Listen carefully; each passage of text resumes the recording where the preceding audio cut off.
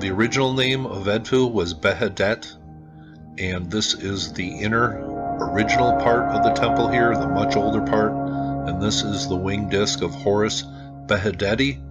The names get attached from Edfu directly to Horus because what took place here, and maybe that reflects a time when darkness prevailed for a long time and the sun god came to the rescue. But looking at the text, it's pretty clear they're talking about a prior time when the gods from a destroyed island came to this area and looked for the primordial mounds to set up as a temple. And really the flood imagery is in that text. But though the architect god is directly involved, they set out to find the primordial mounds that will become the temples of Egypt, the mounds that first appeared when the floodwaters receded here at Giza. It could have only been the mound that was used to build the Great Pyramid. But the primeval ones, the ghosts, the ancestors, the Lords of Light, came to this land and tried to refashion a former world destroyed in a great flood and cataclysm that appeared to come from the heavens. But there is also a building tradition of the temples in Egypt that says no site was sacred unless it had been built upon the foundations of an earlier sacred site. It seems like the original temple in the text comes from a time thousands of years ago. The first time it is described as Zeptepi, we know it as, an age long ago where a group of divine beings known as the Seven Sages or the Builder Gods came to Egypt. And this is the only temple in Egypt where they are described as the Seven Sages, just like every other place in the world that had pyramids built and seems a sacred old story.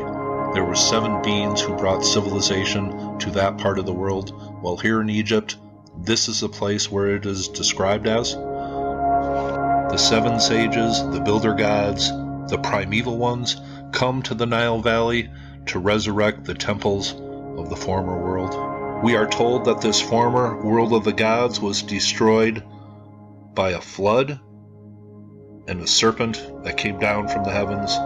We are told this island was in the middle of the sea and it got covered with waters after a great cataclysm. It certainly echoes what Plato said. Even the time period, what is reflected seems to match, and it also reflects the Mayan story of a great island being destroyed by a serpent.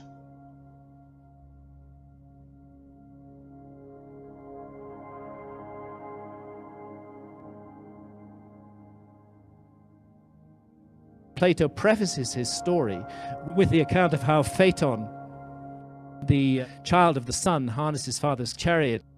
Effectively, he's describing a cosmic impact.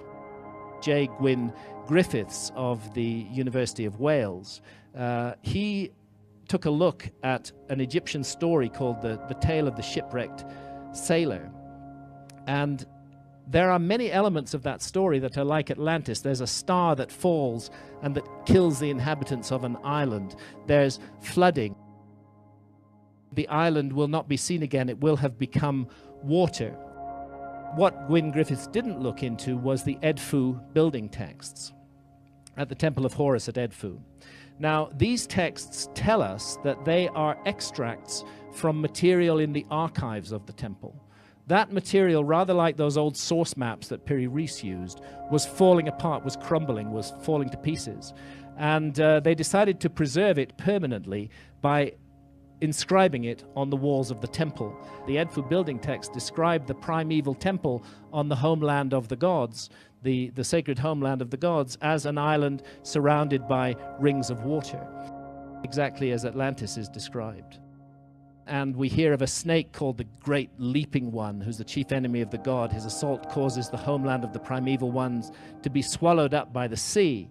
But first, the feet of the deity of the island, the Ka, here explicitly described as the earth god, are pierced, and the domain was split.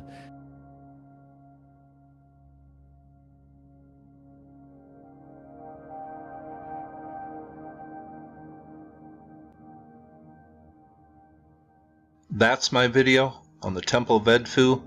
Is this slightly north alignment aligned to what the ancient text says it is, well, that's your homework assignment. I have made this video long enough, but this temple seems to echo a prior time that is hinted at by other civilizations. 7 people came to this place in ancient times and started a previous world on primordial mounds.